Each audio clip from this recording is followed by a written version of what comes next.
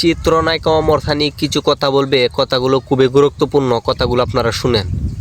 বাংলাদেশ মানেই হচ্ছে আপসীন নেত্রী খালেদা জিয়া। আমি এই মুহূর্তে কেউ ভাববেন না যে আমি নমিনেশন চাইবো তারেক ভাইয়ের কাছে কিংবা তারেক সাহেবের কাছে। আমি কোনো পদ চাবো, দরকার নেই আমার কোনো পদের, দরকার নেই আমার কোনো পদের। শুধু স্মৃতি নিয়ে আমি ওমর সানি এখনো বেঁচে আছি। আর যখন আমি এই ভিডিওটা করছি, আমি নববীর রাসূল পাক সাল্লাল্লাহু আলাইহি ওয়াসাল্লাম রওজার খুব কাছাকাছি আমি আছি। আমি আমার হোটেলে এখন এই ভিডিওটা করছি, একটু পরে হয়তোবা আমি সেই নববীতে যাব।